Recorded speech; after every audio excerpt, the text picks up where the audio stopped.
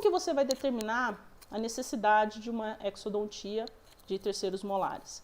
É importante, primeiro, você fazer uma excelente anamnese. Vocês veem que eu bato nessa tecla toda a aula. Se não faz anamnese, você não conhece seu paciente. Então, você precisa fazer uma boa anamnese. Através da anamnese, você vai saber o histórico pregresso. Você pode perguntar, de repente, se os pais do paciente já tiveram problema com os terceiros molares, se ele tem algum problema de saúde. Tudo para que o seu procedimento, se for feito, se for realizado, seja feito com segurança. Então, a anamnese, gente, é fundamental. Também para saber se o paciente, de repente, ele não teve problema num lado, né, os terceiros molares erupcionaram, e do outro lado não.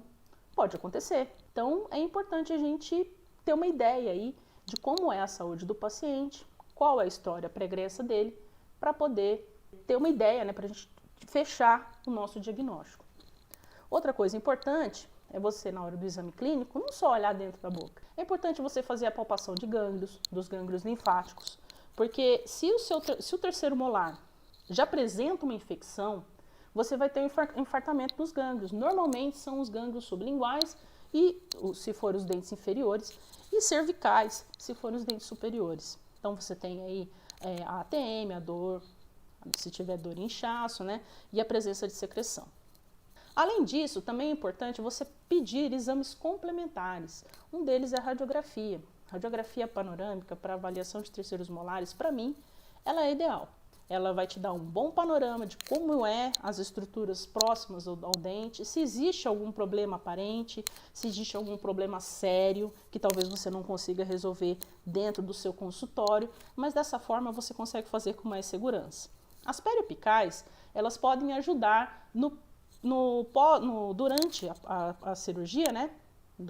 Por exemplo, você vai fazer odontosecção, você teve dúvida se cortou, se não cortou, você está com um problema na hora de luxar o dente, então de repente uma periapical pode te ajudar em ver detalhes daquela região limitada, mas eu não aconselho você usar ela para fazer o diagnóstico inicial, e eu vou mostrar por quê. A tomografia, então, é a melhor das duas, né? Digamos, melhor das três. Ela é sensacional, porque ela te dá 3 dimensões, altura, largura e profundidade. Então, quando você vê uma imagem 3D, é muito mais fácil você ter noção do que você está tratando, né? Do que você está mexendo. Então, William Osler, vira e mexe eu cito ele aqui, né? Ele é o pai da medicina moderna. Tão importante quanto conhecer a doença que o homem tem, é conhecer o homem que tem a doença, tá? Simples assim. Então, a anamnese vai ajudar a gente a conhecer o nosso paciente a fundo, ver quais são os principais fatores que podem levar ele a ter que fazer esse tipo de extração. Então, você vai saber todos os dados dele, principalmente com relação a doenças que ele tem, alergias, enfim. Todo esse histórico médico é muito importante.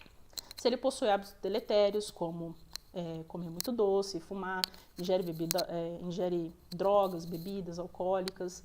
Se a pessoa tem o hábito de comer muito doce, por exemplo, não tem bons hábitos de higienização, a chance da pessoa ter pericoronarite é muito grande.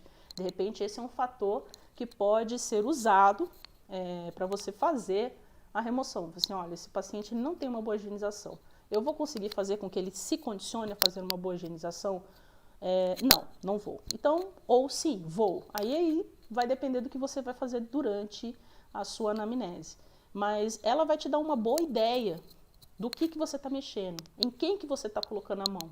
Então, ela é muito importante. É um passo que você não pode pular.